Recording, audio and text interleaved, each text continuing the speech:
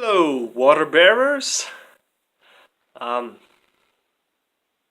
you might get that in a minute.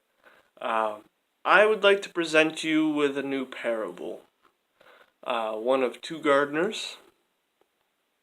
There's a lot of similarities in to the parables of Jesus. I hope it helps you out a little bit, encourages you, and maybe even convicts and redirects you and your attention. Two gardeners are looking out at a field. They instruct their servants to go till the soil of the field. After the soils are agitated, they go out and sow seed. A couple of days pass, and the rain comes to water the soils.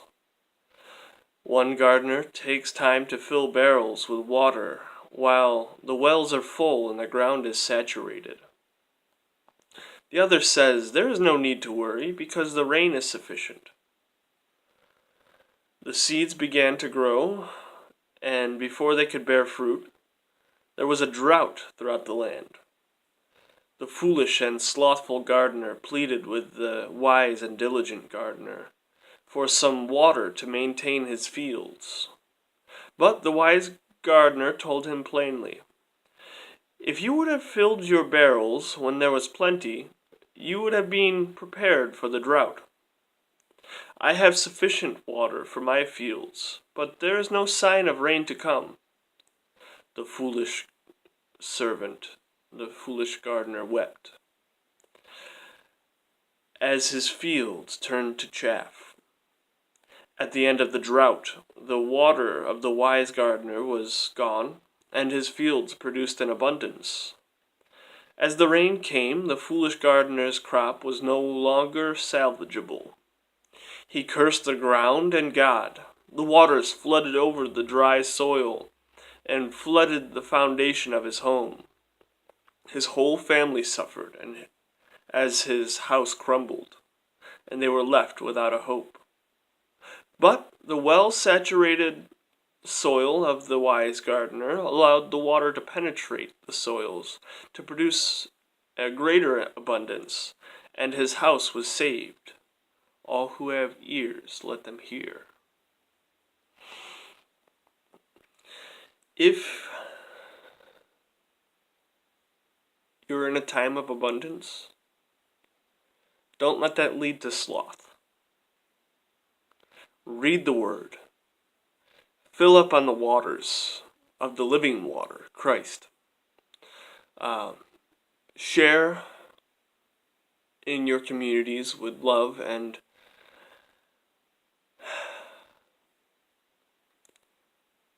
water those around you with wisdom, and nourish the seeds that have been planted in their soils, so they may grow as the water comes and as the day of the Lord draws near.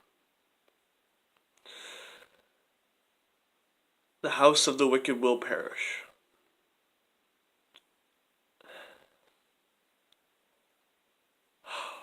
Go to Psalm 1. Psalm 1 is good. Alright, so, yeah, I hope this hits you. Hits you right in the face with some wisdom. And then it kind of, instead of flooding over, I hope that it seeps in and produces an abundant crop. Thank you. Share if you have wisdom. Turn it into a story. Turn it into a parable. Make a comparison between the earth and heaven.